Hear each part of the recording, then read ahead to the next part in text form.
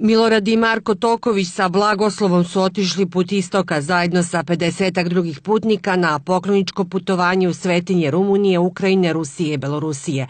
Vratili su se, navode, sa nezaboravom, duhovno okrepljeni, znanstveno nadograđeni i napisali svedočanstvo za nezaborav i dali mu ime Hodočašće na istok.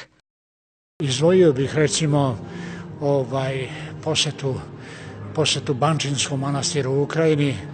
To je dečije selo u kome se nalaze nezbrinuta deca, nalaze se žene koje su zlostavljane, nalaze se stari i tu je manastir koji je osnovao vladika Longin, koga inače zovu živi svetac koji hoda.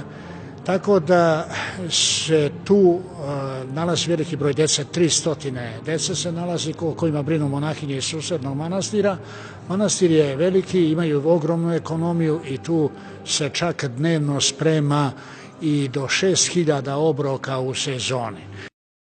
Nastojali su, kažu, da u knjizi pored prikaza brojnih svetih mesta i svetinja, svetitelja, relikvija i mnogih duhovnih znamenitosti i tvari prikažu u osnovnim crtama predele kroz koji su putovali, njihove odlike, značaj, kulturu i istoriju, ali i upoznaju sa znamenitim ličnostima našeg porekla koji su ostavili veliki trag kao državljani tih zemalja.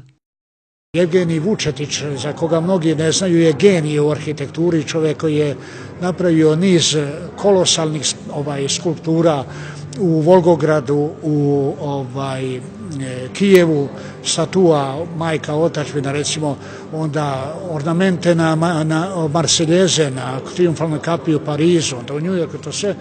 Dobio je sva moguća priznanja nekadašnjeg Sovjetskog saveza, heroj je socijalističkog rada, dobio je sve što se moglo dobiti, bio je potpredsjednik Akademije umetnosti Sovjetskog saveza, za njega ne zna skoro niko ovdje osim iz njegove struke, a on je inače genije. Na putu dugom oko 7800 km, ono što su vidjeli i doživjeli, navode, teško se da opisati.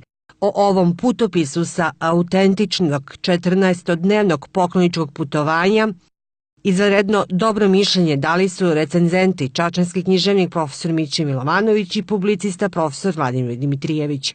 Publikacija sadrži 200 strana sa oko 230 originalnih fotografija.